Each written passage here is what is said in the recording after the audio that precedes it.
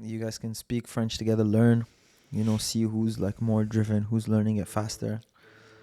It's like a healthy competition, Mm-hmm. Really? You do it? I'll do it. That's right. Yeah. Would you do that with your wife? Yeah. Greg Sirico. Hell yeah. My man, we're back. ODSY. That's right. Episode number 1. Episode number 1 is right. Number 1. Number 0? Yeah. What happened to 0? Nick? Lost episode. the lost tapes. We're losing it on. Audio file. We did it on purpose. Yeah. So that years from now, maybe a decade, 2 decades, we'll pull it up and be like, wow, we've come such a long way. Yeah. Time flies, man. It does. You know? It does. Yeah, it feels like you're just here. Yeah. Mm-hmm. Yeah. Yeah. I mean, you were just here not that long ago. Yeah. I mean, it really was not that long ago. Some chick hit me up a couple of days ago, and last time we spoke was 10 years ago. I'm like, we could have a family by now. Right. If we didn't like go different ways, we could be like a family. But unfortunately, we're back to square one with this chick, and whatever. It's fine. God, he has the path written out. That's right. And then we just, we go with the path, whatever he wants. Fulfill God's purpose. Yes. Exactly. This purpose is, meaning. That's right. And dude, it's crazy because I'm going to all these different cities. Like I've been doing this tour. Just stopping by doing a bunch of seminars.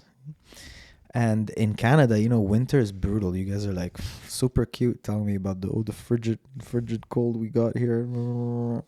They don't know. You guys need a kiss on the forehead. They man. don't know. That's what you guys need. You guys have no idea what winter is really. You know. Yeah. You know. But still, New York is still like maybe It's still a little, it's a notch there. a little, a little less than Canada. But I've also been to Canada plenty of times in the winter. Yeah. Yeah. It's not bad. I mean, I enjoy it. Yeah. I enjoy the snow. I enjoy the landscape. I like the cold. Being bundled up has a charm. But anyways, there's a lot of seasonal depression in Canada. There's a lot of I went to these cities, smaller cities in Ontario, and so many guys, man, were like recovering from like hard drug abuse. I could see that. Hard and they turned their life around. It was really, really impressive stuff. And it was like due to jiu-jitsu, man, the vibe that it brings, what the sport brings to you. Yeah. I was talking to them, I would never be able to tell that those guys were like on the street dealing, selling drugs. I think it's meth. I don't remember the name of the drug, but it's really hard, like very addictive. You need to go to rehab for it.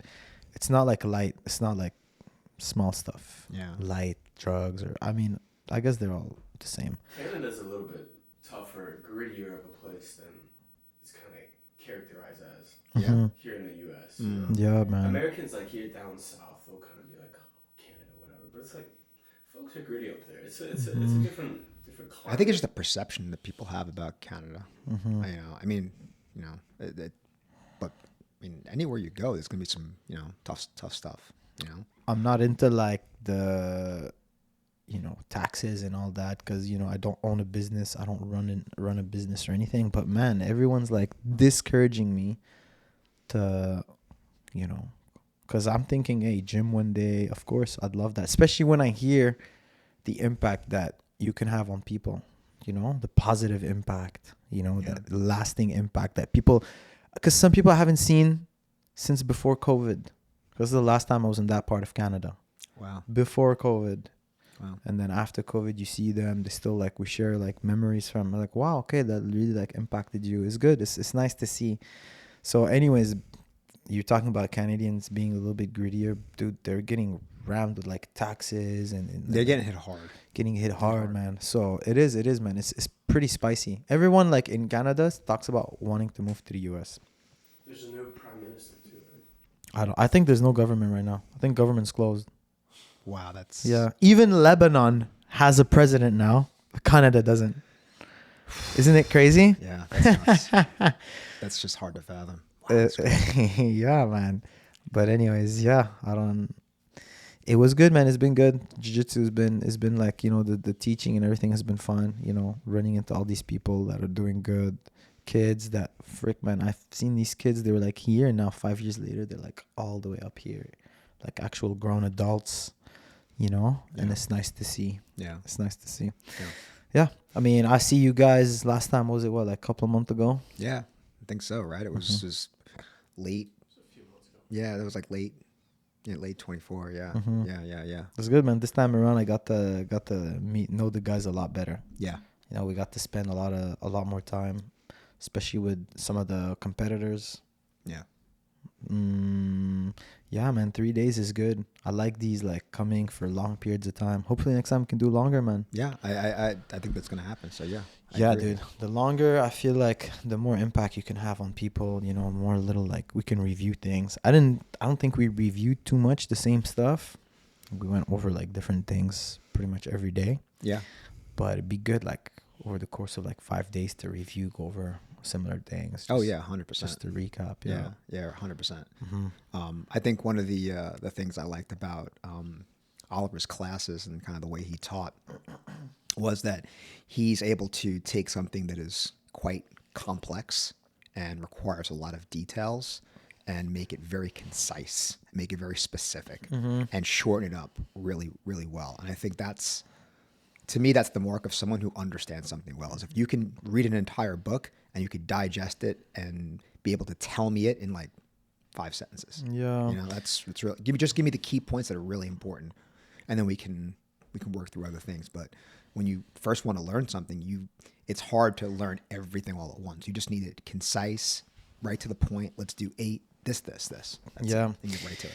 Or you can go the ecological approach and not say anything to the guys. I mean, you could do that. That's an interesting one.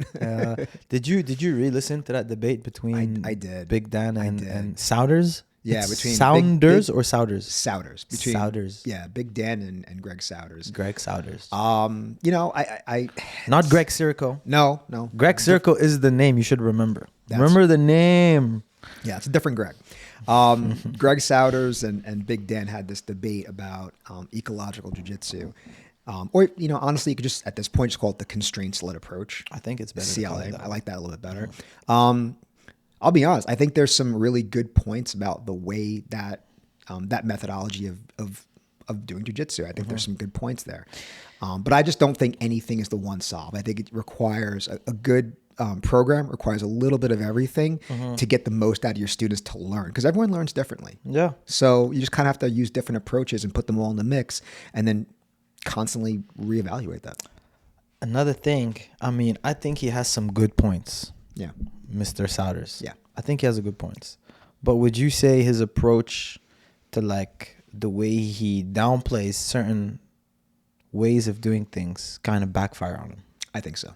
So the same thing with me, like people are like, oh, you're such a great teacher, you can break things down. It's good. I see a lot of people do it. I see people who English is their first language, they can break it down easy. But I think just the way, the energy you can you know, give out makes a big difference, you know? 100%. So instead of being condescending or like, oh, this is terrible, and then like, oh, this is the only way, that's how you're gonna get people, like, even though deep down maybe they'll be like, oh, this guy has a point, they're gonna be like, no, you don't have a point. Just the way you're doing things. Yeah, I think that's a really good point, actually. And this is not just for the way Oliver teaches, but he's hit on a good point about teaching in a room that all the information you give them is important, is the crux of why you're there. But it's the energy you give that room is very important. Yeah. Because you're trying to essentially take a number of people, 20, 30, 40, 50 people, and you're trying to have them all capture your vibe, your energy, your flow, and be able to connect with what you're saying. And, you know, if you come into a room and you're just like, it, you know, they're going to get it, but there's going to be a different feel to it, right? When someone comes in the room and they're hype and they're just, it feels a lot different. So I agree with you. It's definitely like, look, it's the name, the way they name it. I think it's more of a marketing strategy. I would agree with that. I think it's being done already. People been doing positional for how long? Long time. It's like saying, oh, I just invented I don't know, this escape from Mount. I didn't invent it. It's been around. Yeah. It's been done by other people. I can tell you, like the one that, you know, people really like. It's been done, but it's the way it's been broken down. Like Damian Maia, if you watch some of his MMA like matches or his grappling, he does that. He does the same escape. Yeah, he does. So there's nothing like, the point is like nobody like really, and it's been around, the method's been around. Obviously he wants to name it, he wants to, I don't know if he's taking, I don't know, is he taking credit for like coming up with this? I have no idea, actually. The one thing I will say is that every time there is a debate where someone brings up the word technique or somebody brings up positional or situational training, it seems like that's the trigger there. And it's like, because he doesn't look at it like that. He thinks those things are not what he's doing. So, and I'm still trying to like, just trying to be honest. I'm trying to understand it a little bit more. So I don't know. I don't want to, I'm not speaking ill either way. I don't understand. Yeah. But I can tell you this is that I do, the constraints-led approach is essentially some form of a situational training. You're just trying to you're trying to put some specific constraints in play so that your students can figure it out. Now, my take on this is, let's say, for example, I want to teach you how to do a knee cut. And I say, okay, I'm going to put you in this position, or we teach, like, maybe, I don't know. I'm no expert, but the constraints-led approach is like, you're either going to pass around the legs or through the legs, essentially, right? So we're going to focus today on passing through the legs, and you got to get chest to chest. That maybe, and they put some variables in play to try to make it more, to try to get the person to do what you want them to do.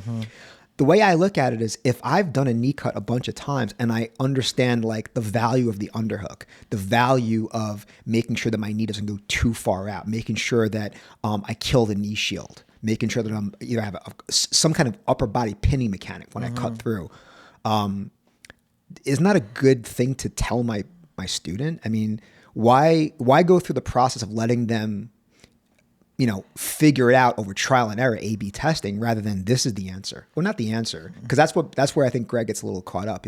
There is no the answer, which me and you agree. There's many ways of doing something, 100%. right? But it is a answer. So it is an A answer that is very effective. So why not show them that and let them explore with it? One of the main answers. Right. Yeah, exactly. Yeah. It's one of the ones you see pretty common in most matches.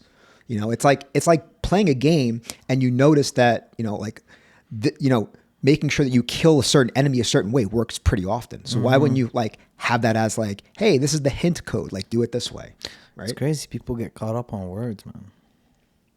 I think it's the same with like the LBG. What is it? What is the like letters? LGBTQ? I'm not sure. I know it's some LB. I'm not sure. Whatever. Same. They get caught up on like words and like, no, just use these letters instead of that letter. It's like, man, just life's too short, man, to get caught up on these little things, I think. Yeah, I try to.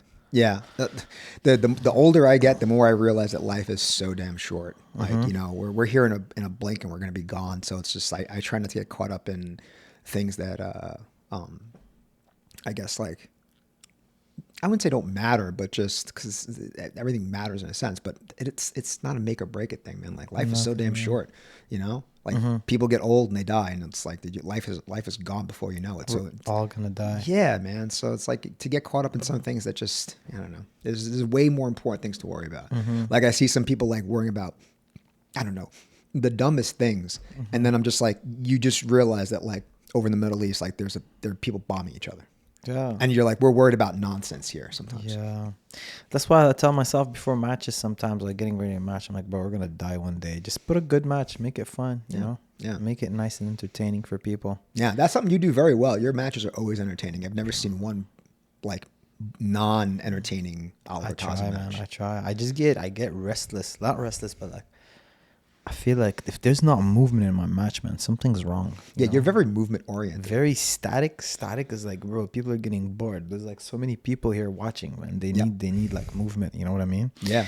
Well, it is a movement art. It is. Right? Yeah. Static is no good, man. When you stop moving, it's like, it's not a good sign. No. When you're trying to escape, when you're trying to, whatever, you're trying to guard pass, there's always little movements you can be making, little adjustments you can be making as well. Yeah, I agree. To get around frames and things like that, for sure. Yeah, I agree with you. Is that why you like no-gi perhaps more than gi?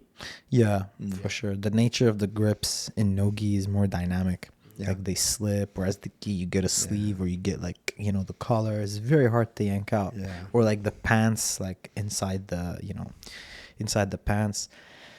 Yeah, it's more static. But I enjoy the gi. I mean, it makes sense because the no-gi grip is very transitory, right? You go from one thing to another. You go from an ankle to a knee. You go from like a wrist to an elbow. So that makes sense. Yeah. Keep changing an instant. Yeah, it's extremely dynamic. Yeah. Speaking of competition, you guys got ADCC Atlanta. Yeah, that's coming up early May.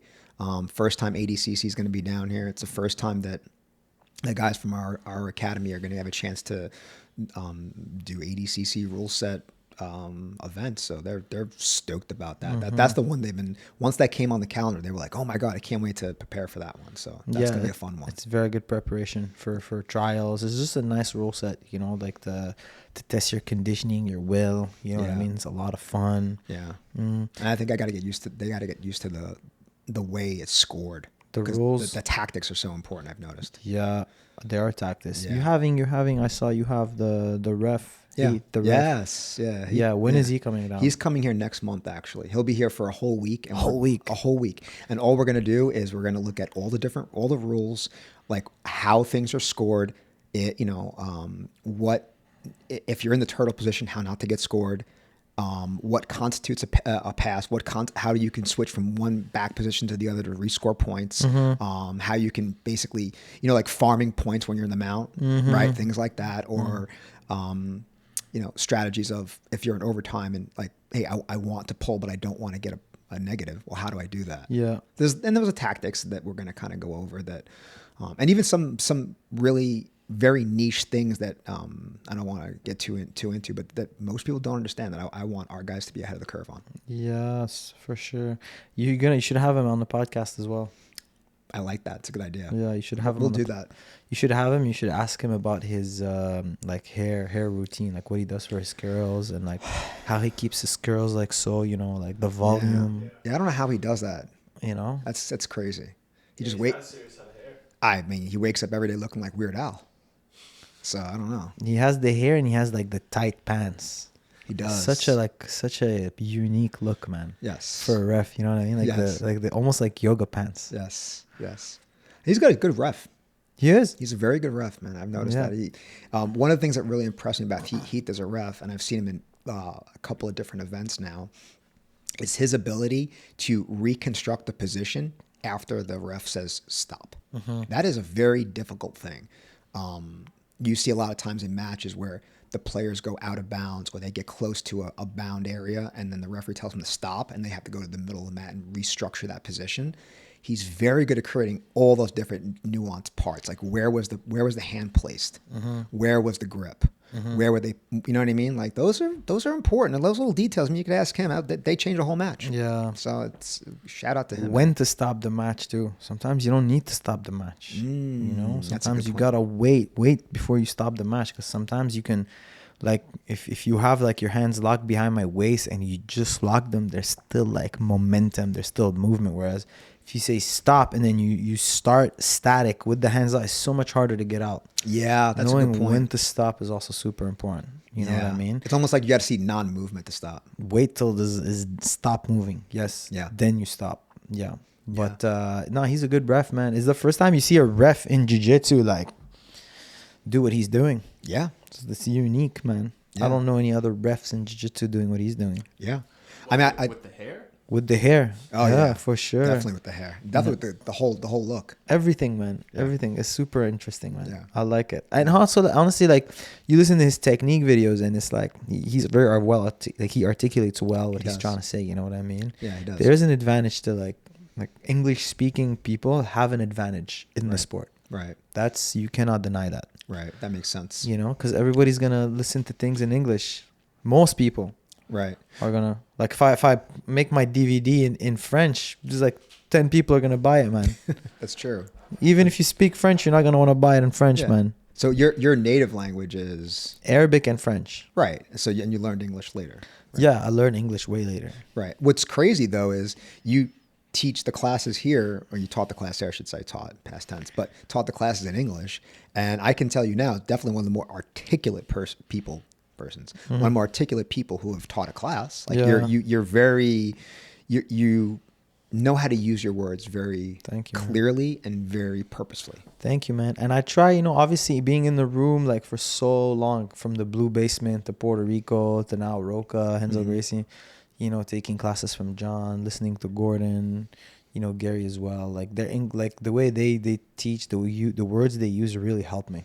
Yeah, I actually can attest to that. I mean, anybody who's come out of that Blue Basement, who branched out from that branch, they're all excellent teachers. They really, really are. And that's a shout out to John and what he's done. Like, they're all very, very good teachers. So I have yet to think of another program that has ever, or not program, but another branch that's ever developed anywhere in Jiu-Jitsu. It has that many really good teachers who can understand mechanics in Jiu-Jitsu as well as they do.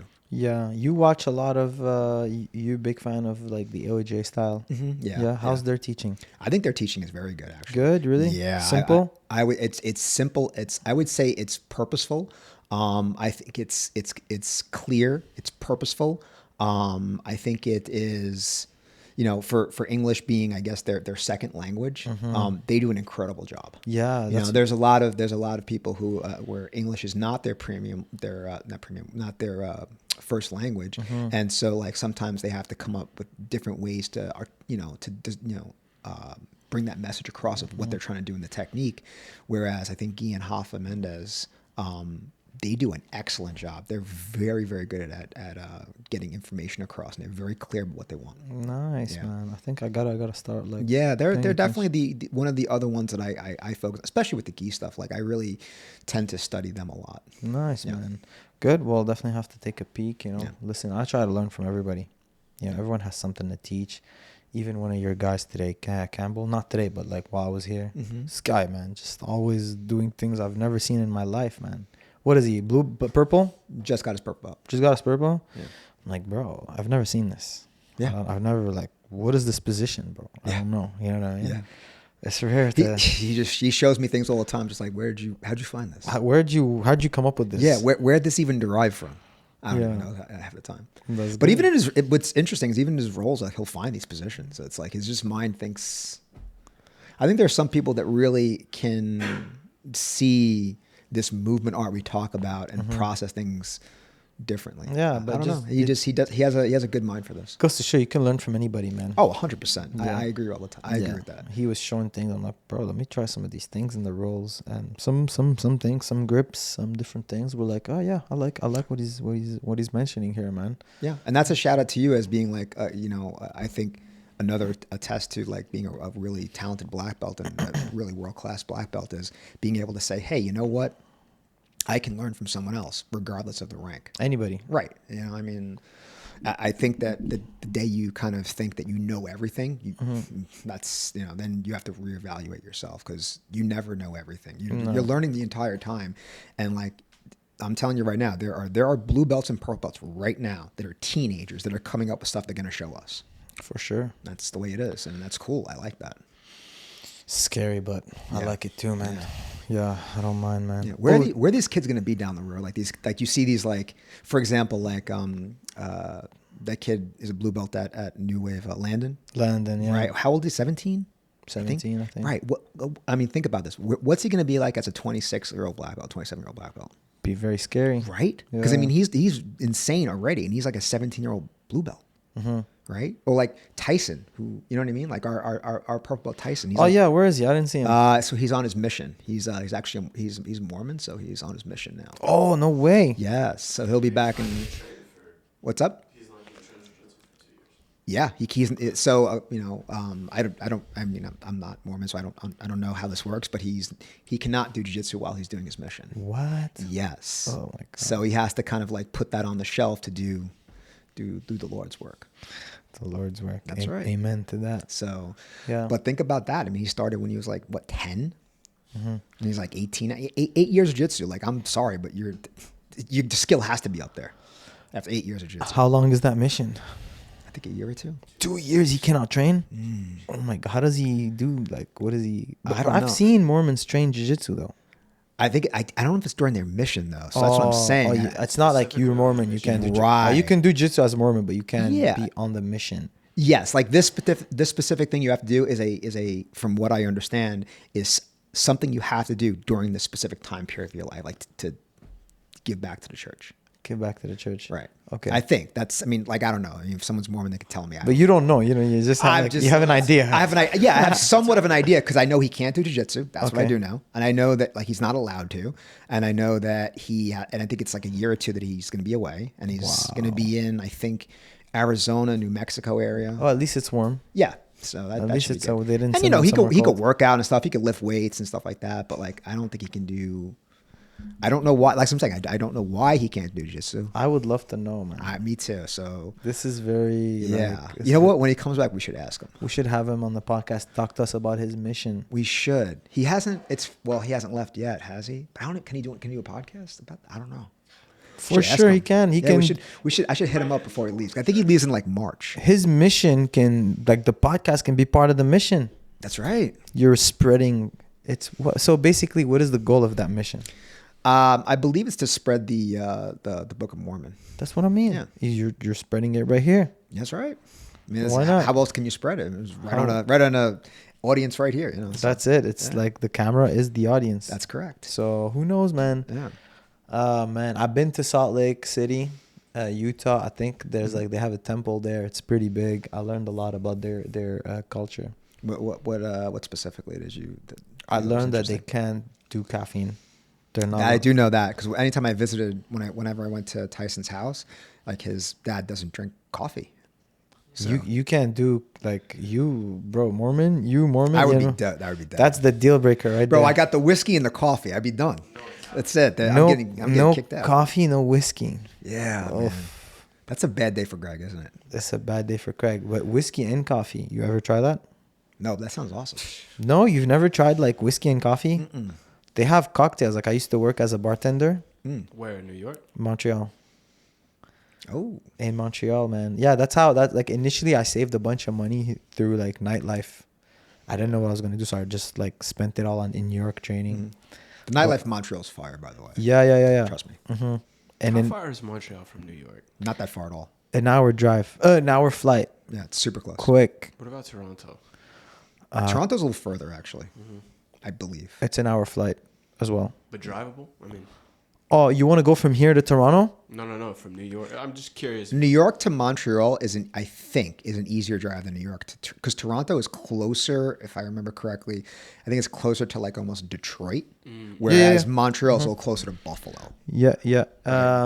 Toronto is very close to. Sorry, I'm readjusting my position. No, Toronto is actually very close to Buffalo Yeah, and Detroit. Oh, okay. And Detroit. It's close to both. Oh, interesting. Yeah, Is yeah. Montreal a little bit closer to then like Maine almost? Yeah, that's what I did. That was the tour. That's what I did. I landed in Buffalo. I went to Toronto. Then I went to Burlington, London, Ontario. Oh, that's right. I keep forgetting Toronto is close to Buffalo because there's always Toronto, Buffalo. It's really nice, man. Like just taking the bus. I haven't taken the bus in a long time to go from place to place. Yeah, you can't do that. in I've taken that bus from New York to Montreal before. Oh, I've taken it a bunch too. That's And how it's I got started. Oh, It's interesting. brutal because the customs. You're like, it's not just you. It's a bunch of people going through customs. So if like the guy, like the bus where I was, we were like 8, but there's this one guy. He was Chinese, and he's trying to go through customs. And I think he had a Chinese passport, and he just got his visa. Dude, we were there. Like, they were Wow. bombarding him. They took him to the I was like, he got in the bus. I started clapping, man. It's like a fucking superhero, you know? How to get out of that? I don't know, man. Yeah. But we were all looking like very like suspense, you know, like Yeah. suspenseful. Like we're waiting. We're like, yo, is he gonna make it? Oh no, man. Are we gonna have to leave? Is the bus gonna? And then at some point the bus closed the door, and he's still in there. I'm like, oh my god, they're gonna leave the guy behind. This is crazy. Jesus. He didn't make it. But yeah, this was brutal, man. In the beginning, like the beginning of like jiu-jitsu training professionally, taking the bus from New York to Montreal, it was an adventure. But yeah, you were a bartender. I didn't know that. Yeah. Oh, so yeah, going back to that, yeah, you can have like very nice like cocktails with like, you can put whiskey in there. You can put like Bailey's, Bailey's and Kal- that makes sense. Kahlua, yeah. you know, like coffee That's based. pretty common. Yeah. Yeah. Yeah, but you can put whiskey I too. never thought about that. Yeah, you can Shows do why it, now. but you have to put a little cream, like something like Yeah. cream. Yeah. Yeah. It was fun, man. Bartending was fun. Montreal was fun. It was cool. The bus from New York to Montreal, that was fun too, man. Yeah. So that's like I said. When did you start doing that? Purple belt, almost brown. Yeah, like so 20. I don't remember 20. But you were commuting? Yeah, commuting a lot, man. And then I would commute, and then I would stay with one of my old friends. Like he's still a friend, but like one of the first friends I made actually from Marcelo Garcia's. I go up in the Bronx. I take the one train, one train north, deep into the Bronx, like very, very high, man. It was like so much commuting. And then to go back down to the city. Wait, you went from, so this guy you're talking about lived at the end of the one train essentially? Pretty much. Very close. Yo, that's very far to get to Midtown. Yeah, That's and you're far. and then you're standing. So sometimes I would go like during winter. So you have your winter coat on. Yeah. You have your gym bag. You have gis in there. Yeah. You know what I mean? Yeah, And then yeah. it's packed, and you're standing in your winter coat. You can't move. Yeah. Let's say there's the train delay, so the train's not moving. Yep. And you're in there, and it's dark. You don't know what's around you, and then people are freaking. You know how subways are in Europe. Yeah, I remember those days, man. Yeah. There were so many train I delays. feel like that I think our just commute was heightens probably your about the jujitsu. same. Like from my house to that was, I don't know how far from your friend's house to that, but from my house to get to Midtown was right around a little over an hour. Yeah, it's about Yeah, that. so it's about the same distance, just like in a different direction. Yeah, what are you saying? I was saying, I just feel like that whole environment heightens your jujitsu. Like having to go through that in order to train. Oh yeah, yeah, There's yeah. just something that you're contributing to the Yeah, that's martial your arts warm up, guides. bro. Dude, I would get in so stiff, like sweating. My hips felt like tight. You know what I mean? You had to Yeah. loosen up for sure. Yeah. I mean, also without the commute, like we would drive from New Jersey when Gordon let me stay at his house with the family for long periods of time. You know, and then it was stayed with Gordon's mom, like same like Jersey, very close. Like they were close to each other, like the two houses in New Jersey. Then we'd commute down to the city. That was long too, man. Sitting in like three guys in the back, you know what I mean? In Gary's Red Rocket, we would like get to like the tunnel, the Lincoln Tunnel, bumper to bumper for like a long time, man. Yeah, that tunnel is not fun to go through it, and especially if you're talking about the early in the morning or even middle of the day. No way. Never. No. Yeah, that's terrible. Yeah, it was a grind, man. It's a grind. It's fun though. Commuting in New York is I don't think people, unless you've lived in New York, you don't know what like that morning commute is like in New York. It is rough. Like you've got 10 million people all compact in this little city, all trying to get somewhere In a on top bad of each mood. other. Yeah. Yeah, and everyone's in a bad mood. Everyone's angry. Everyone's moody. Yeah. If you can get through that, you can get through a lot. Is that what made you want to leave? Yeah, actually, I mean, it was a lot. It was a combination. That was the money more than anything that really made me leave. I remember before I moved, or before I decided I wanted to move, I think I came out of training one day from Marcelo's, and I go into the I think I've told the story before, but I go into the little bodega there. I grab a banana and a bottle of water. I think it was like $5, and this is like 10 years ago now. Oh yeah. And I'm sitting to myself like, I bought it, and then I get on the train, and I didn't even like eat the banana or drink the water yet, because I just was baffled by what that upcharge was. And I get why, now running a business, you have to upcharge in order to hit, meet your standards. Pay your overhead. I get it. So his rent's probably ridiculous, but the fact that it was so, that was like a normal price right now is crazy. And I was like, I just said, what am I doing with my life? That this is crazy. This is just like, if this costs $5, like what is like, what is like a house going to buy one day? Like, what am I going to, I'm never going to be able to buy a house for myself, which it's really hard to buy property in New York.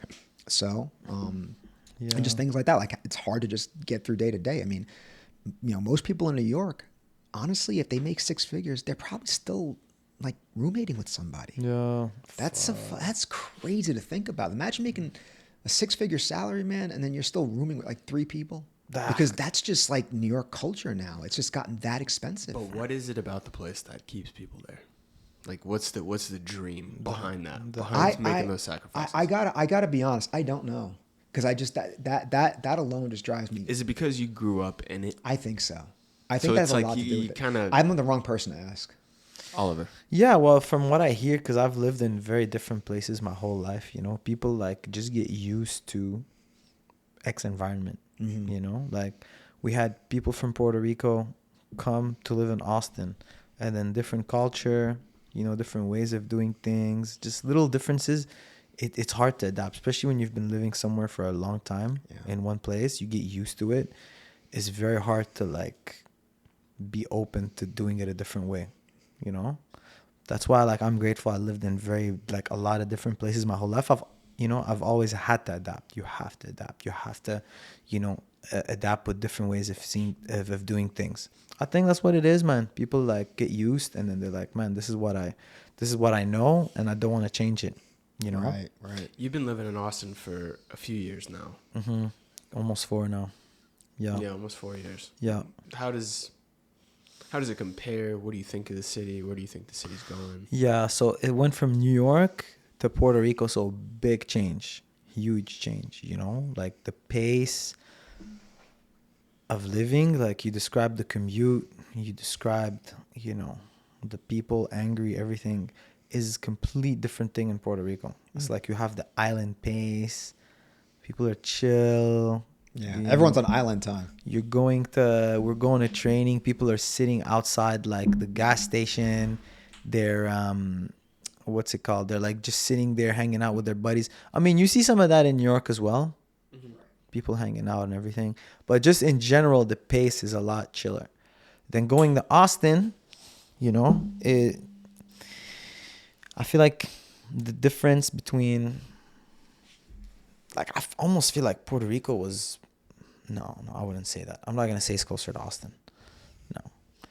But then when I went to Austin, then, you know, I was happy because, well, I'm still happy to be there. Don't get me wrong. It's a great city to live in. But then I was like, oh, it's cheaper than New York. Mm-hmm. You know what I mean? There's not sirens going off all the time. Mm-hmm. You know, most places have laundry in them. So I don't need to carry, dude. I was like Santa Claus, man. Like while I was doing my camps there, ADCC camps and everything, I had like maybe a week worth of like laundry in a big garbage bag, and I would carry it and like walk like a couple of blocks to do the laundry. So there was a lot of things. I was like, wow, this is nice. I do not miss that. You know, and then you're walking at night, and then there's like piles of garbage bags, like, you know. Yeah. And then you're walking, and a massive rat just like sprints right in front of you. That's reality. Scary. So, you know, little things like that. I was like pretty happy to be in Austin. You know, I was like, oh, this is quiet. I can sleep. It's super quiet. It's calm. People are chill. You know, you don't commute in Austin. You need a car. 100% you need a car. Mm-hmm. You can make it work without a car, but, you know, you're going to need a ride here and there, you know, depending. Like, you can't live anywhere. If you don't have a car, you'd be like, man, I need to live here because the train takes me here, and you need a car. Yeah. It's a chill city, man, you know. There's diversity. Not as much as New York or Montreal. I think Montreal has way more diversity than Austin. Mm-hmm. Way more. You know, and then New York, same thing, a lot of diversity. So, you know, used to a lot of diversity. So it's still good. Like Austin, it's got different, you know, I just don't know it that well yet. Like if I go to Montreal, I can tell you like, oh, between this street and this street is Portuguese. Between this street and this street is Italian. Between here and here is Greek. You know what I mean? Here is more like Moroccan. Here's more, you know, Moroccan, Tunisian, Algerian. Here's more like West African. You know what I mean? Mm-hmm. So much diversity in that city. That's why, like, Montreal, love that city so much. Well, yeah, I mean, Montreal and New York have way more in common. Like, New York has more in common with Montreal, like as a city, than any other city in the United States.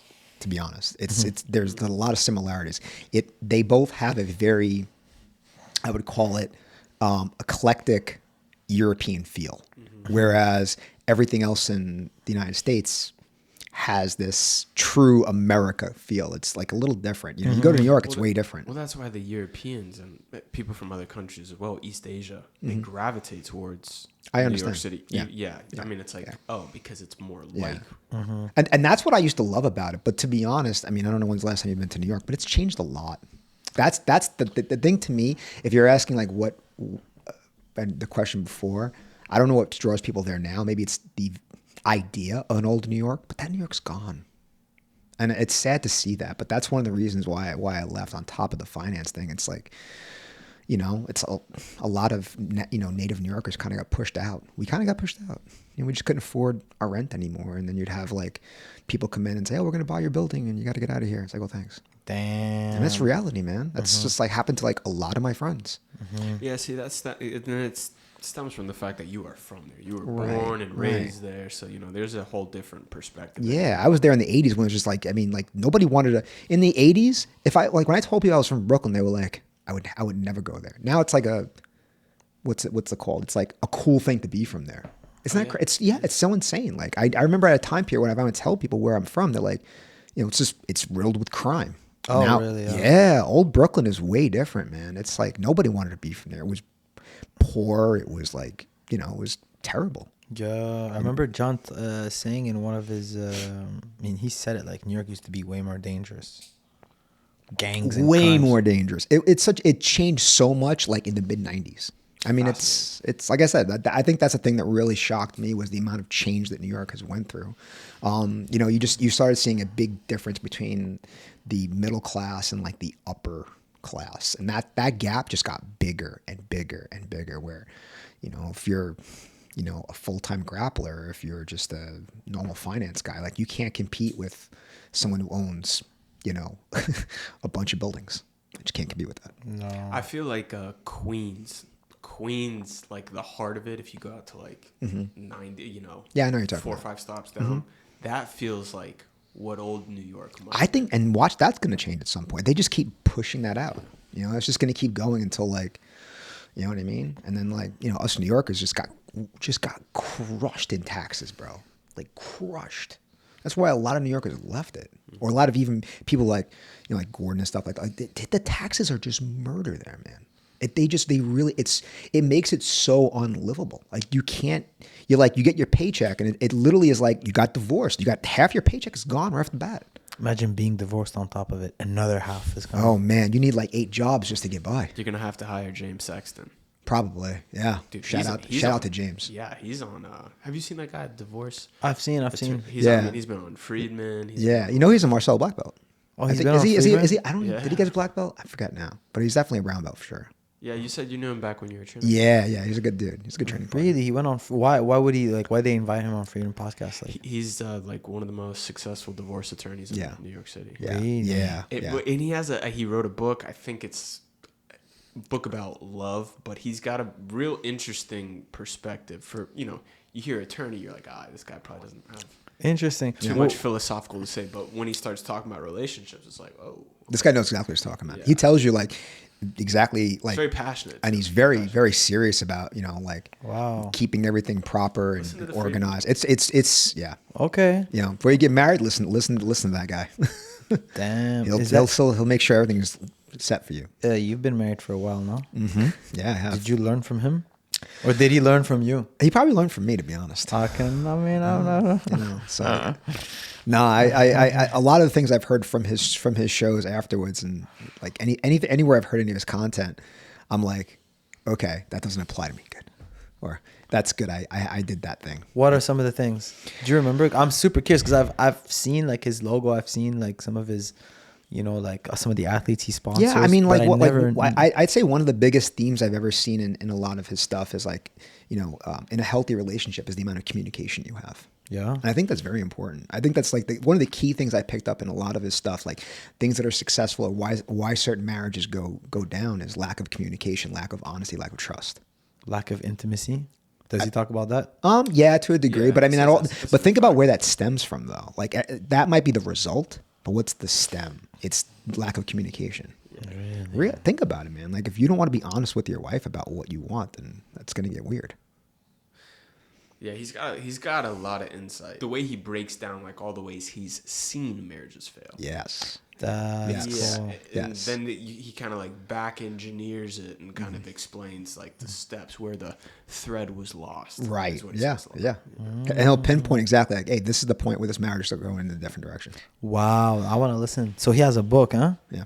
Yeah, and he wrote a book. Yeah. And he wrote a book. About all these. I'll send you the couple of those links. Yeah. I think the podcast, does he talk about it on the podcast or no? I don't know. One of them. one of them. He's been on a bunch of stuff. That's what I'm saying. He's been on talk shows. He He's was been on on that Diary of a CEO, that really big one. I don't know out what of, that the is. Out of the He's UK. that successful, huh? Dude, he's been on that one. Yeah. Wow. No, he's a very successful man. Fair play to him. Yeah. And like he's the most. It's funny. Sometimes he'll joke and be like, He's like, the goal is for you never to see me. Like that's the joke, right? It's the running joke. Like you don't want to see me because if you have to come to me, that means things went wrong. Yeah, so I was gonna say, I was like, I hope I never have to use Right. it. Though, But take my advice and do these things properly so that if you see me, you're set up. Like, meaning like, how you structure your finances before you get married. Oh, Right. There are certain ways to structure it so that, you're well positioned. you're well positioned. Right. Good. man. I didn't do that. But then again, before I got married, me and my wife had absolutely dog shit together. So it didn't really matter.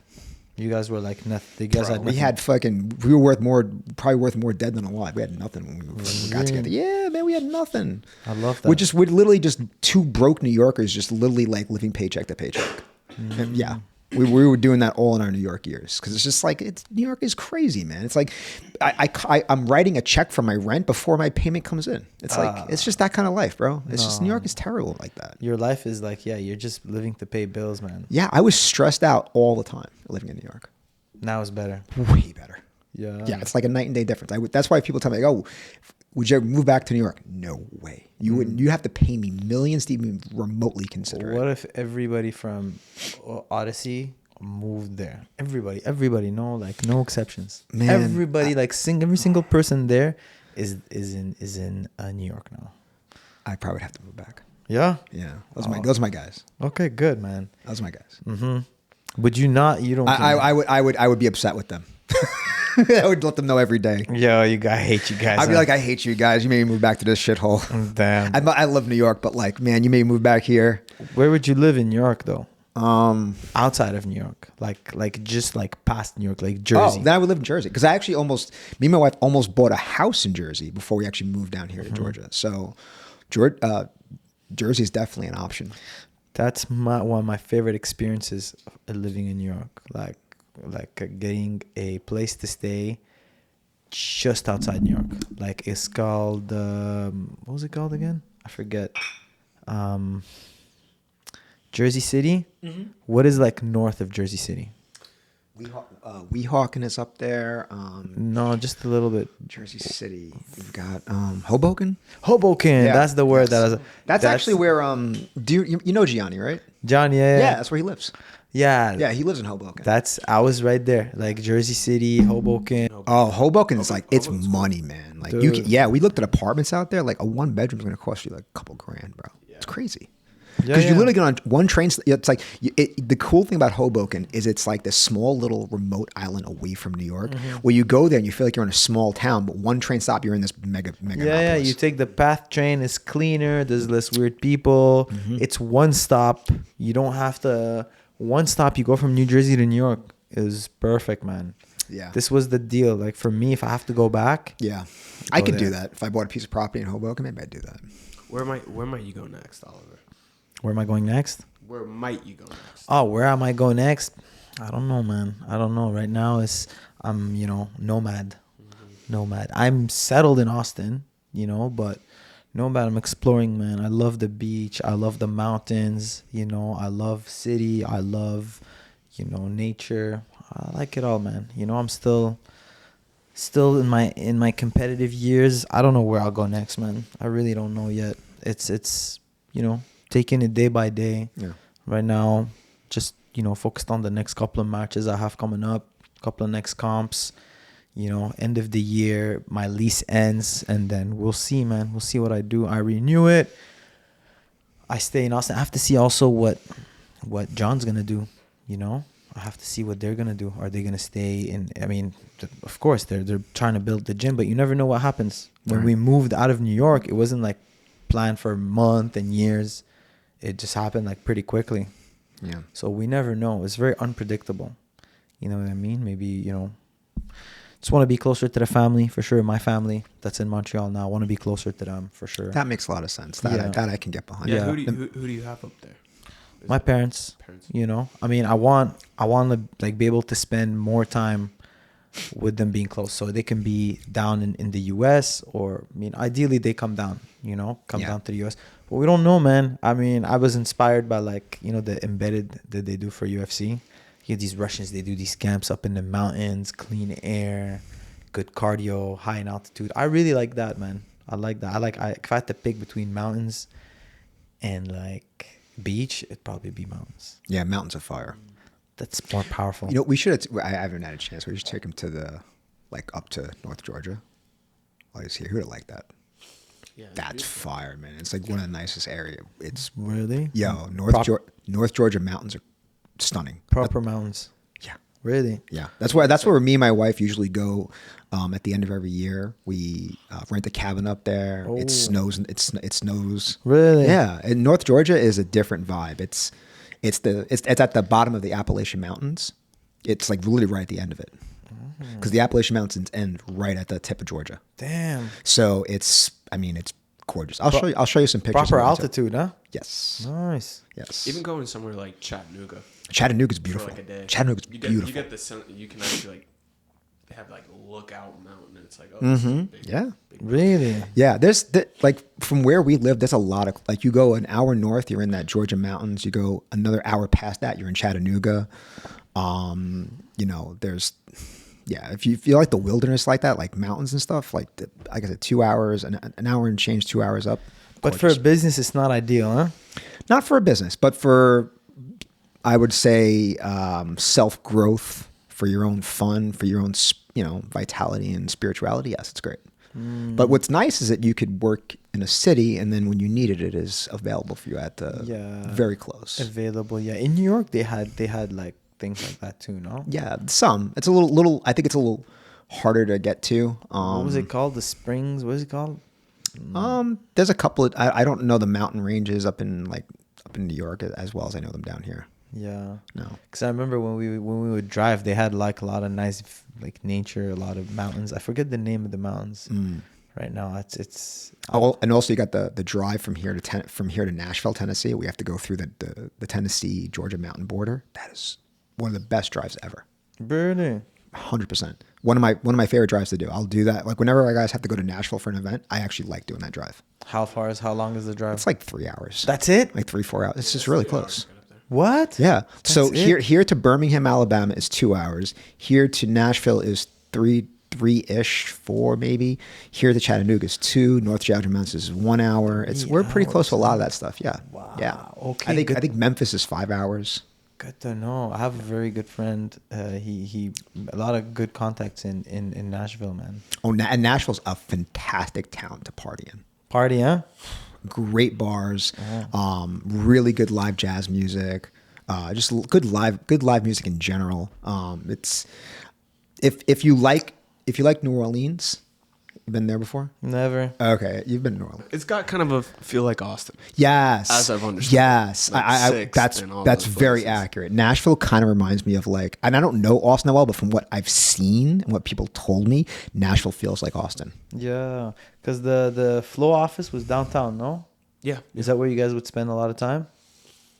What, on like 6th Street and stuff? Not 6th Street, but like it was close to 6th Street, their office, no? Oh yeah. I mean, it was right downtown. Oh, right downtown. Nice, man. Yeah, I don't spend too much time downtown in Austin, man. I barely go downtown. Man, I used to go a lot to that to the Whole Foods right there on Lamar. Yeah. Then one day I was getting a little cortado, and I'm behind the CEO of Whole Foods. I just seen him on the Rogan podcast, and I'm like looking at him like, oh, this is the CEO of Whole Foods right here. It was a cool place. He got on the podcast, the Whole Foods guy? Whole Foods Yeah, it was CEO? Interesting. This was years ago. Really? Probably like 3-4 years ago now. Okay. Interesting. Was it an interesting podcast? Yeah. He was a cool guy. What do they talk about? Like, is there something that stood out to you? He had some interesting ideas around like sustainability and agriculture and stuff like that. What's your favorite podcast to listen to? My favorite podcast to Yeah, listen to? like one or a few even. I like Huberman. Me too. He's one of my favorite ones. Huberman's very good. Mm-hmm. I like Lex as well, for sure. Rogan, I never really listened too much. I only listen to certain episodes. Like if it's a topic I care about, like I have it like as a listed thing I follow, but I'll just look individually. I like Jocko podcast too. I like that one too. That was really good. Yeah, that's one I listen to a lot, man. Yeah. Especially when he does the Q&As. It's very nice. Yeah. I really like it. And he's getting into jiu-jitsu a lot more. He's getting involved. It's nice to see. I heard about that. Yeah, he has a daughter. He has a daughter. She's doing well, right? She's competing a Yeah, bunch. that's what I heard too. She does good. So gets a lot of submissions. Nice. It's good, man. Competed at PGF, I think. Nice. Yeah. Oh, that's She's on I think I remember that. She's on the next WNO. Right. It's good. Yeah. Maybe. I mean, I'm sure she works hard for sure. Like, family name helps too. Yeah, for sure. Gives a little boost. It definitely does. You know. Yeah, I think didn't he? I mean, he was one of the sponsors for ADCC, right? For CJI and ADCC. It's like ADCC. Jocko Fuel or something. Yeah. Mhm. Yeah. Jocko Fuel. Yeah. Yeah. Speaking of CJI, what do you think of that? What do you think of that? I like the teams event. You do, right? Yeah, I like that. I hope, I think there's strong chances we have a team. I like- New Wave has a team at CJ. So would that be? I would assume Gordon. Would Nicholas be the next weight class down? I don't know, man. I'm not sure. I'm not sure if Gordon would do it. Really? I'm not sure. I don't know. I have Okay. no idea. Oh, okay. I'd have to ask him. I'm going back tomorrow. Oh, well, you should ask him. After 2 months of being away from Austin, I'm going back tomorrow, man. It feels 2 months? 2 months, brother. 2 months. Yeah. Yes, it's been long, man. For me, it feels like an eternity being away for 2 months. You happy to get back? Very excited, man. Very excited to get back in the room, in the routine, the grind. I miss it. That's when I know that, fuck, man, this is where I still belong there right now. Yeah. That life that's still the life. Because anyways, the more I stay there, the more I'm growing. It's like there's nowhere I'm gonna go faster than in that room, than in that environment, and be able to offer way more to people. Right. Better insight, more experience. So yeah, man, this is gonna be good. We have a lot of new faces. Well, not new right now when you think about it, but it's always this wave of like new talent that's coming in. Like we have Dorian now, Dorian Right. Olivares, Reese, right? Reese. We have Jason Nolf now is in there. Isaac Michelle came back. Right. Yeah, I think so. Right. Helena came in a year ago. Right. So it's right. always this influx of like just very talented people with John just dropping knowledge bombs. It's amazing. Yeah, that's a room and a half, man. It's amazing to be in that room, man. And then I'm always reminded when I go, like now I'm going to do a camp. I have a match in a month. I'm going to go do a camp and I know how I'm going to feel. I know how happy, how grateful I'm going to be. Like this is just the life that I enjoy the most, man. Right now, at least. And it's good. I'm still like preparing for the next step, which is going to be more coaching, more giving back, more impacting people's lives. Because it's very like, it's ego thing, competing. It is. It's good, but it's good because at the end of the day, whatever you do, you're gonna have to do sacrifices, So it's still teaching you sacrifice. It's teaching you how to like put away like, delayed gratification, put away the things that you feel like doing, Right. I'm not a big dessert guy unless it's that acai bowl that I saw earlier on. But like, let's say you're cutting weight, you want to make sure you eat properly, you're training hard, you don't want to do these sprints, but you do them. I don't know, man. Just not for me. This is the life. That's the life, man. Yeah. That I enjoy the most. I'm not saying it's the only life, and in that room especially, so good, man. So good. So yeah, I'm really excited to go back, man. And Who's you've got- your some of your favorite training partners? Everybody, man, in that room. Dorian always comes up to me. Okay. Like, when it's open round, I turn around, he's right there. Yeah. So not my favorite because it's a brutal round. Right. Yeah. Right. But it's right now is the one that I've Okay. been doing the most. Well, before I left for 2 freaking months. Right. How about Dom? Dominic, he's good. He's, lighter than me. So Right. we don't roll too often. But Okay. when we do, it's amazing. He's Okay. very scrappy. He Reese? brings it. Reese, I go with Reese also. Okay. Not too often. Helena, I train with her a lot. Okay. We partner up a lot to drill. Mm-hmm. Um, Your her gi game is fantastic, by the way. all her game. Yo. Gi, no gi. It's just she's got a. I Suits. love her. I love her gi game. Yeah. You should have her down here. We I actually reached out to her after I did the ODSY Invitational, Mhm. and I says, "Oh, I'd love to have you on a card." She's like, "Down." Down. Yeah. So Even for teaching, I think you'd really enjoy her style of teaching. okay. 100%, man. Teaching, she's a very good teacher. Okay.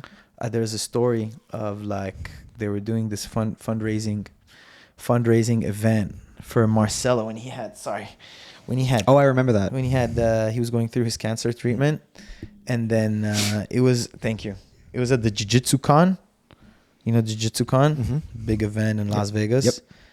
And so John was invited to teach. Gordon was there. Marigali was there. And then Helena was there. And then like John asked them, hey, like, can you guys teach? And they were like, oh, yeah, sure. So he was like, yeah, you guys, you teach this, you teach that. And then Helena was there teaching in front of John, Gordon, Marigali. And then, man, apparently it was like just perfect. Like the way she was articulating the technique, how calm and collected she stayed and everything. Amazing teacher. Wow. And then Marigali, when he thought he was dripping buckets, he was sweating, he was super nervous. But also there's the language barrier, you know. Yeah, well, that's what we were talking about before. Yeah. He did a great job adapting, man. He's agree. doing a great job adapting Marigali. Yeah, he's really immersed himself. You know what I mean?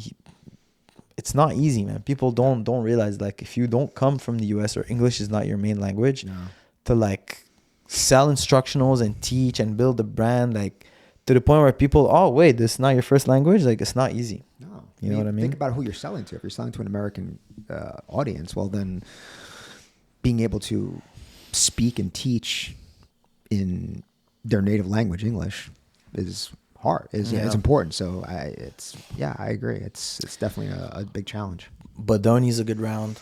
Okay. Giancarlo Badoni's a great round. Gary's the ultimate round. Yeah, really. The ultimate round. Technical, flowy.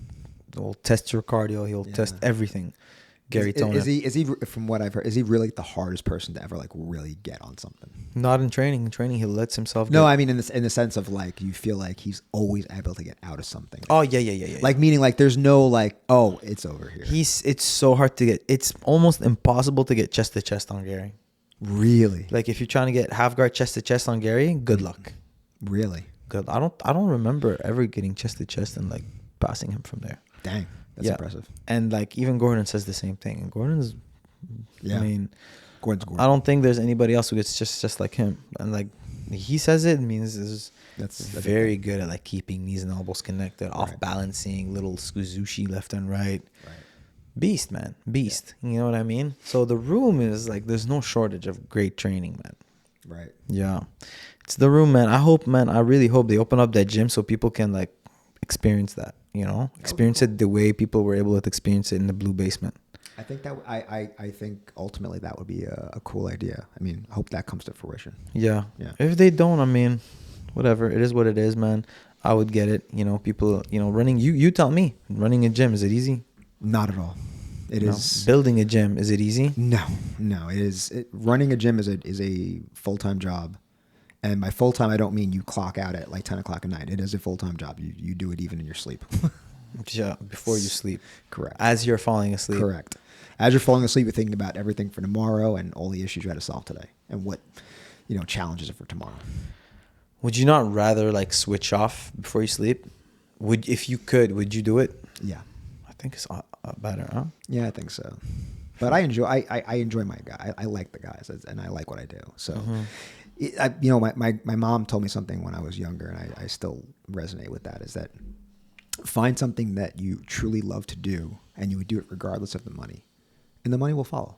Meaning, like, it doesn't feel like work anymore. That's what she meant, and then previous career paths I've had, it always felt like work, and you think about the average American and their career path and their jobs.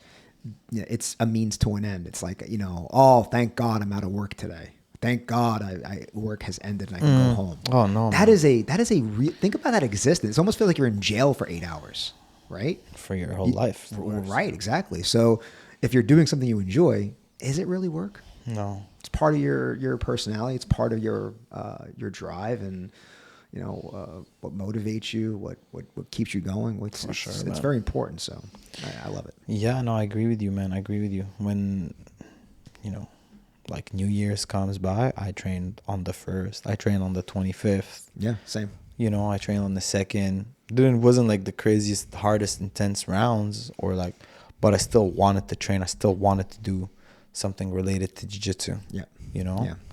I even train. Yeah, you're right. I train on holidays, weekends, birthdays. Doesn't matter. Always something you want to do. Yes. As an athlete, for your well-being. Forget like it's your job. It's just for your well-being, man. Moving is good for like your brain chemistry. Your cognitive function. Everything is just ideal lifestyle. Yeah, you're 100% right. Even if you're not doing it for a living, Yeah, it's 100% something right. you want to have in your life. You know what I mean? So you got a couple of big things coming up. You got the Fight Pass fight with Canuto. Canuto, that's That should right. be firework fight. It's gonna be a good match. Yeah, Yeah, I agree. I can tell already it's gonna be an exciting match. Yes. Yeah, Yes. a lot, very dynamic. Yeah. A lot of movement. You know, a lot of pressure Yeah. I could see from that. both ends, from start to finish. Yeah. I think he's going to give you everything the entire time. Yeah. There's gonna be something to work with. Yeah, I There's like gonna be that. some kind of grip that I can make. You know, there's gonna be different pathways for him to win, different pathways for me to win. Yeah. So there's gonna be a lot of diversity. You know, sometimes you see it like stalemate because this guy is only gonna be able to win that way. Yeah. This guy's only gonna be able to win that way. So it's like you see like it just stalemates. But I think with him, with me, we have different pathways. We have different things that we're good at. We're good at like defending at late stage. We're good at like scrambling out of things. So it's gonna be a fun match, man. Speaking of defensively, you had an instructional coming out. What is it? It's gonna be called Escape Artist Series Mount Escape Volume 1. Yeah. Yeah. It's gonna, So, yeah, well, when he was here, he was going over a couple different mount escapes with us. And I mean, stuff I haven't seen taught before. Maybe people have done it, but haven't seen it taught before. It's hard for someone to keep that mount after that, to be honest. yeah, you have to be ready to transition, like to go back into the legs, to go back into. You have to accept another guard Yeah. in order to be able to not get reversed or be on the attack on a defensive cycle. So some things, in the works. You know, it's not going to be my only instructional. There's going to be different things that I want to work on. Nice. You know, we looked at a lot of guard retention, a lot of ideas that I've been playing around with. That I'll probably wait before I drop an instructional because I really want to play around. Like I don't drop an instructional if it's not something that I have worked on so much and taught so much and a hit in competition.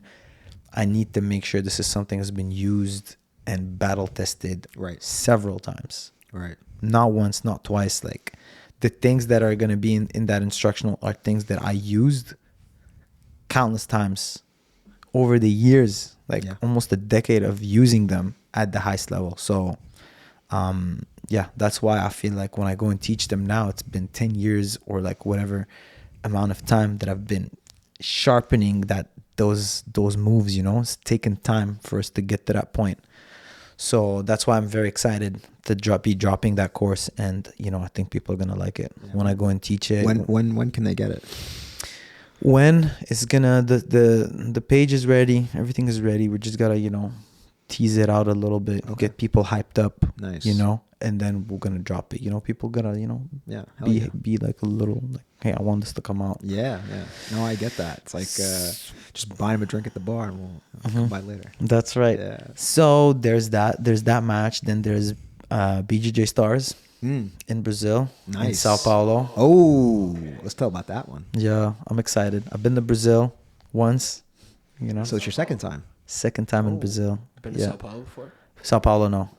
Just Rio. It's the New York. It's the New York. That's what everyone says. Oh damn! But we just talked about New York and being. I know. Man. But I heard it's like old New York. Old New York, good New York, which is good New York. Yeah. Where it's like good New York, not cosmopolitan, like uppity New York. Penn Station. like cool New York. Yeah, where you're gonna, a rat's gonna run by you and you're gonna get some great food afterwards. No rats that I saw. Oh, okay. No rats. It's clean city. It's cleaner. Cleaner than New York, I guess, probably. Brazilians might have something different to say about it, but Because it's a massive place. I mean, it's like 7. I'll tell you that I would love some Brazilians to tell me it's got to be cleaner than New York because New York is cleaner. New York is pretty bad. Plus, I don't have to cut weight. It's 83 kilos. Nice. Day before weigh-in. These boys are gonna pull up thick as fuck. Dang. I'm gonna be the smallest guy. Who's in the bracket? I have no idea. I don't even know if I should be announcing it. No, whatever. Who cares, man? Whatever. It's fine. That's exciting, though. Yeah. That's fire. Yeah. When is that one? End of April. First time competing in Brazil. I'm gonna be doing these interviews in Portuguese. Everything in Portuguese, baby. Oh, hell yeah. We talk about marriage. Maybe we find the one there. Maybe. Who knows? One interview is all it takes. That's right. Say the right thing. Done. Yeah. Done deal. Do you have anything coming up after the BJ Stars? After BJJ Stars, I believe there's Aiga.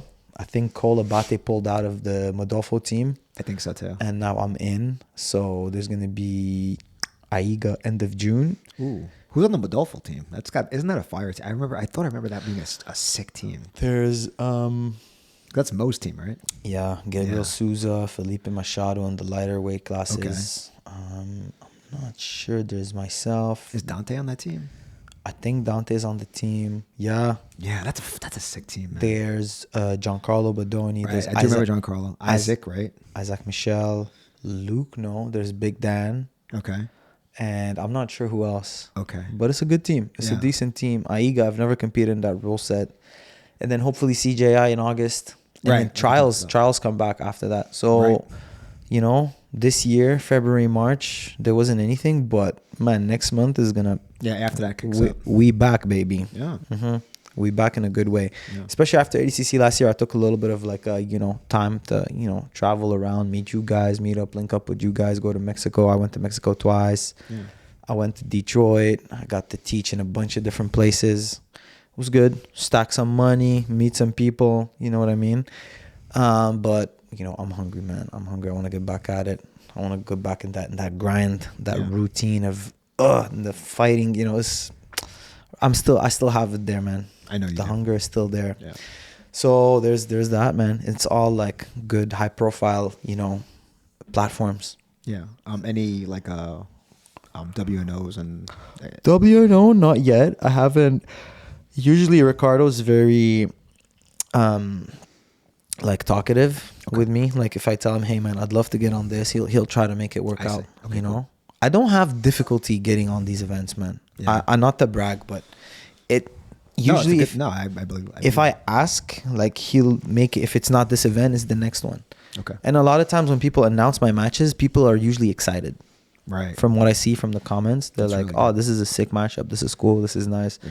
So as long as there's that, man, I'm still gonna be in the game. No, I mean that makes sense. I mean, like I said before, he's always had an entertaining match. Mhm. And speaking about entertaining jiu-jitsu, like I know a bunch of your guys have they were going to be on the season of PGF, Mhm. right? And they all have exciting matches. And one of the things that PGF does well is that exciting, like pushing the pace jiu-jitsu. And it's like Oliver's style is literally perfect for that. But For PGF, when is I'm not sure. Maybe I'll see. you are made for that rule set. You think? 1,000%. Damn. Okay. Well, I know there's a 175 PGF coming up. I'm not sure when, but why not? Yeah, you are made for that rule set because it severely punishes stalling. Yeah. Oh, I don't. There's no such thing. That's what I'm saying. They want people to try to submit somebody. It's like they want you to hunt submissions and not stall. That No. like literally they want to see 6 minutes of like us just shotgun like boo boo boo boo just trying to submit each other. Yeah. That's your style. Yeah, you know? that is my style, 100%. Yeah. We'll see, man. We'll see. Like, let's see how Canudo plays out, BJJ Stars play out. Then we'll go from there, man. Yeah. We'll see what else is there, man. Yeah, summer is always busy. Summer is always like a lot of training, a lot of camps. You know, there's no like, oh, let me go on vacation for summer. There's no such thing. No, you don't have vacation. I don't remember the last time I was like, oh yeah, summer. I'm just gonna just relax, go travel. No, man. There's always like camps. There's always a big comp coming up. At the end of summer, you were preparing the whole time, so it's good. Any other super fights you may be thinking about or? Any other super fights that I want? Yeah, like any For athletes. sure. I'd love like a match against Levi Jones. Oh shit. When I fought him, it was like I didn't like to like pull out, or back out of matches, but it was in a very bad state, man, very bad shape, health wise. Okay. So, but I still did the match, man. I still went out. I had I got my back taken in the beginning off a bad back step, but the rest of the match, I was putting the pace. I defended all his K guard entries and got close to I got into my outside camping a couple of times. Okay. I didn't feel like threatened, even when he got on my back. Even when he got them out, I was like out in seconds. Right. So I wasn't like pinned for a long time either. Okay. There's a difference between getting pinned and getting stuck there for 5-6 minutes and then like, oh, you can take my back, but I'm out in like 30 seconds. Right. You know what I mean? Yeah. So I'd love a match against him. That'd be a good match. Polaris has a good platform. I'd love to get back on Polaris. Yeah. You know what I mean? Maybe there. That would be a good match there. Yeah. I know, like How do you feel about the quintet style matchups? Do you like those quintet formats? Yeah, team events are a lot of fun, man. Yeah. You guys had an event last time I was down here. You guys had Yeah. a team event, Yeah, team style event. That was fun. That is. I think that's to grow the sport. I think that's going to be a very important component is team events, because you got to think about like sports in general. As we gravitate towards us, them to team to like tribal kind of things. It's like, oh, like let's get behind these guys. Like so team format, like everyone can understand that For sure. Yeah. Polaris has a cool one coming up too. Yes. Yeah. Yeah. Polaris always put on fucking sick events. They Man. do. They do. The squads are really good. Yeah. They were Matt from Scramble's pushing to get me on that one, but it's next week, next week. So everything was planned like for me, like to, peak for March, so I wouldn't have been like in the best condition anyways to do the tournament. Right. But it's good, man. They have a lot of good guys, a lot of interesting matchups in there. They have the Polish kid, Chichinski. Yeah, he was on that PGF card. That kid's fire, actually. He wasn't on the PGF. It was am I Jet thinking- Thompson. You're thinking Jet Thompson. No, it was on the 205 card. 205 card? The most recent one. Unless I'm thinking the wrong guy. Is he called? No, you're thinking about Marcin. Oh yeah, my apologies. You're right. Yeah, correct. Marcin. He's also Polish. Very good leg locker. Yeah. I'm an idiot. No, it's fine, man. Their names are not easy to remember, not hard to pronounce. It's literally like, oh, that guy, that Polish guy. Oh, even that guy. Like, no, we're dumb Americans. So there's him and like Wojciech. Yeah. So 2 leg lockers. I'd love to see that match. There's like Joseph Chen in there. Would love to see him up against some of the guys from North America. Him and like BJ Barch, for example. Right. You don't know who's gonna fight who. That's why these squad matches are really, really interesting, really cool. Yeah. No, I like that the two that I've found most interesting so far is the Aiga style and that quintet style. They just produce some really interesting. A quintet's wild because you can literally get like one guy who's 155 and he goes against a guy who's like 195. Scary. And it's just that, and you don't know what you're gonna get, and you're like, it's 195, and then all of a sudden it's like, what? Why is 195 guy pulling guard on this little guy? It's you never know. It's cool. One of the best, and this is an old video at this point, but it's Heisam Rita. He's on Sakuraba's team for like Quintet 2, and he's just like running through this 10th planet team, but then Gio Martinez fucking guillotines Heisam Rita. Big size difference there. And then judoka, Japanese guy who Satoshi. Oh, right. Dude, all like, I think like a Kimura Americana or something, almost ripping Gio Martinez's arm out, and he fucking survives it. And Jesus. it was bizarre. I mean, you need to go back and watch that one. Jesus. It's incredible. Dude, I'm starting to play a lot with the north-south choke since I saw Marcelo hit it at his last match. I gotta be honest, man. I said this to some of my guys the other day. I says it's a very valid submission. No, it's excellent. Very. You know what's the best part about it? You don't give up position. You don't give up anything. No, it's a low risk, high reward move. That's why I like it. No, 100%. Yeah, it doesn't give up too much. You can if they spin the turtle, you're still in a top turtle front headlock or a guillotine position, right? If you lose it, you can just come back to side control, neon belly, north south position. Like you don't lose a lot of control, but you get a very high rate of control and being able to strangle your opponent. No, I've been playing a lot with it. The north south strangle. It goes because I love Kimuras from side control. It goes very well with it.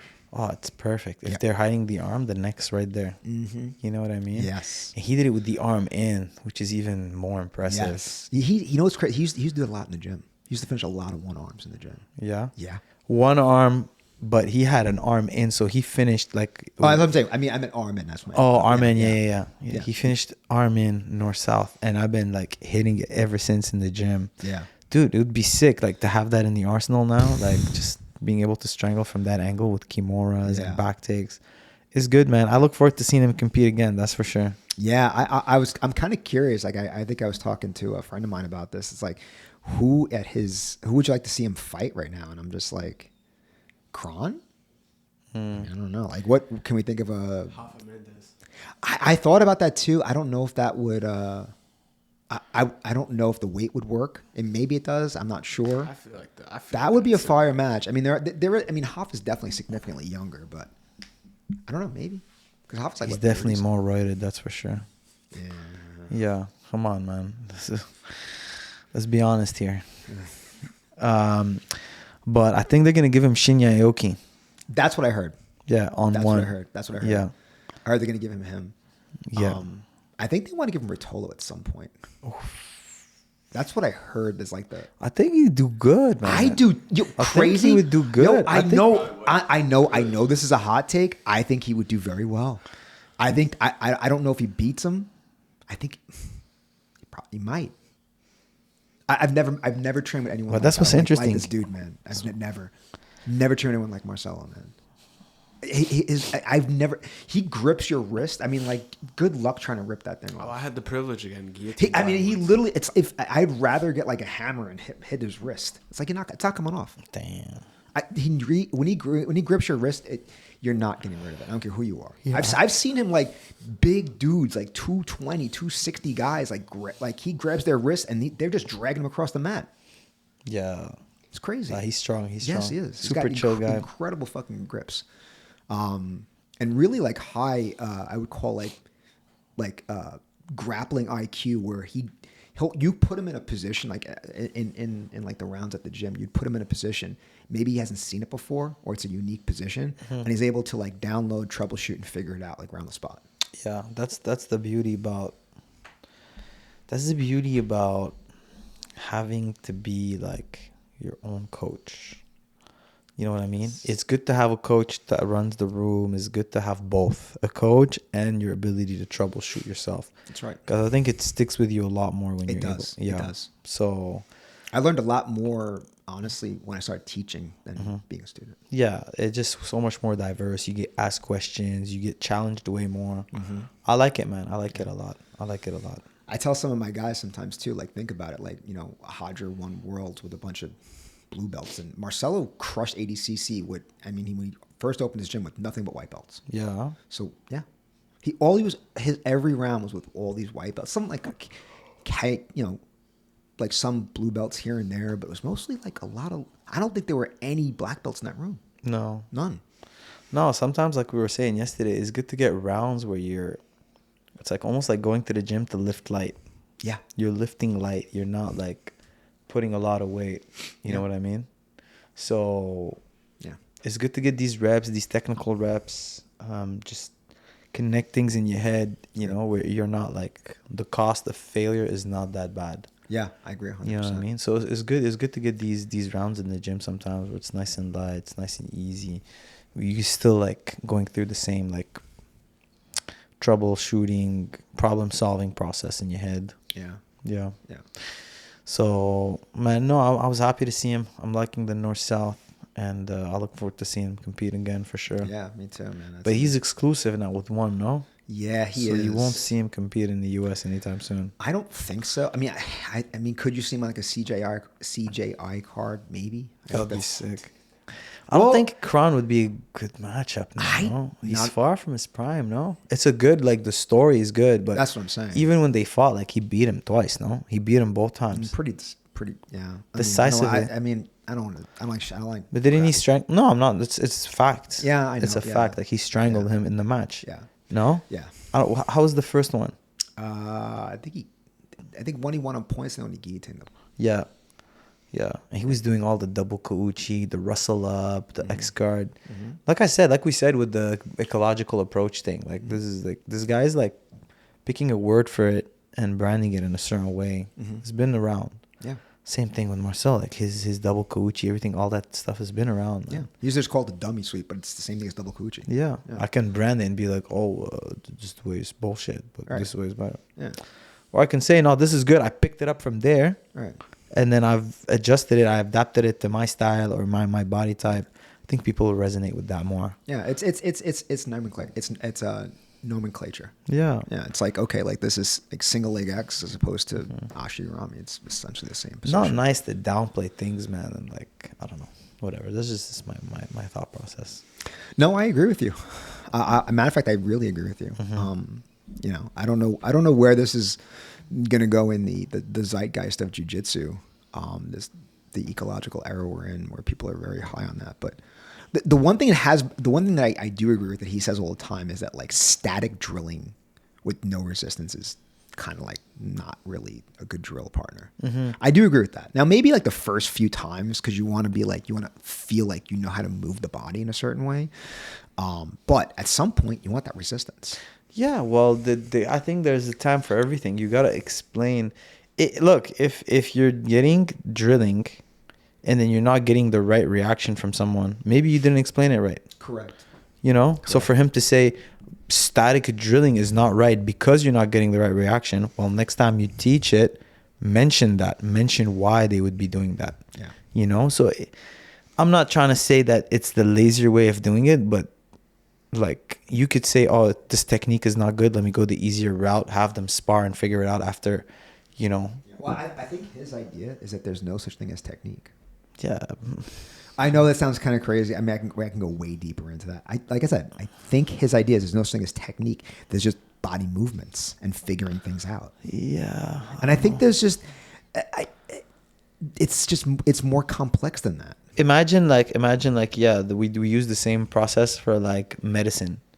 Anything. Oh yeah, before we used to put like garlic cloves on our skin, you know what I mean, for like a staff or like things like that. We used to put honey on them. Right. Oh yeah, figure it out. Find the medicine that works right. Like how much time is gonna take? Well, that was how many people are gonna die? That's right, and that's my whole understanding of it. Is why would you want to do it when I've got the answer right here, or I should say a good answer. I don't want to be like the answer because then that feels like there's no thing. Like even Dan mentioned something to him about evolving jiu-jitsu, and that's where like Greg kind of like tried spinning it a little bit. He's like, evolving technique. That means it's not perfect. And so it's never perfect. I know that. It doesn't have to be perfect. Correct. And well, that's where Greg is kind of like, exactly. It's never perfect. So why would you want to practice something that's not perfect for, it's only perfect for a few different body types, not everybody. Never let everyone figure it out. Closer. You're getting closer to me and you're on the same page. Something better. I think situational is good. Situational is great, man. Yeah. Training situational is very good. You put guidelines. Okay, that's good. You don't take away the other one. Yeah. I don't know. It is what it is, man. Whatever. We'll see. We'll see next time. Next time we chat, we'll see how this has evolved. You know what I would like to see a debate on? I would like to see my buddy Sean debate Greg. Because I talk to Sean all the time about this stuff, about the ecological jiu-jitsu. I think that would be a really What does debate. Sean say? What do you think he says? He's much more in like our camp. Yeah. Yeah. No, because he sees it work. He has his whole thing is like, well, you're teaching a specific technique. I mean, I don't want to quote Sean, but you're teaching a specific technique. It's things you see at a high level. Like, isn't that data points for you that it works? Mm-hmm. And it's just like, yes, that is data points. The people winning championships, and ADCC titles and IBJJF championships, doing certain specific movements and techniques, and they're winning with it. Isn't that a data point that the thing works? Like, I don't know what else we can, how else are we going to evolve? You know what I mean? Like, I don't understand. Like, I mean, how many times do we have to see a butterfly sweep to know it works? Like, how many people between Marcelo and Gordon and Wazinski and I mean, how many other? You know what I mean? It works. No, I hear you know what I mean? It works. So to say like there's no butterfly to teach. I don't want to teach a butterfly sweep. I don't know. I don't want to get too. I think people are trying to cut corners and get lazy, man, and then trying to make money quickly. I understand it.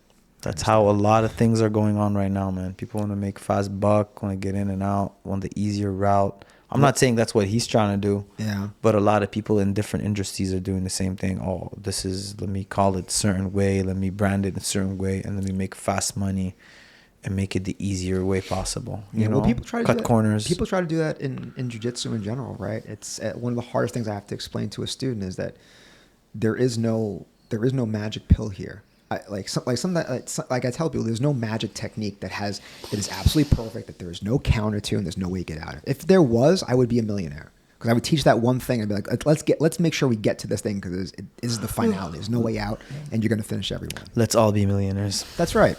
Amen. That's right. Amen. That's Amen right. to that. Yeah. Good, man. But yeah, no. So thank you, Oliver, for being here, man. No, man. Please, thank you for having me once again. This was fun. Yeah. This whole trip was a fucking blast. I had a great time linking up with the crew. That's right. Had a great time recording this podcast. You know, staying hydrated, super important. That's right. Shout out to Nico behind the cameras. Well, his nickname here is El Guapo. El Guapito. Yeah, I can understand. I understand why. Yeah. El Guapo. That's probably what they were calling him out in Mexico. Mexico. Cuando estabas allá. Yeah. Oh man, we're going back after the match though. After a Canuto match. I'm going back. Nice.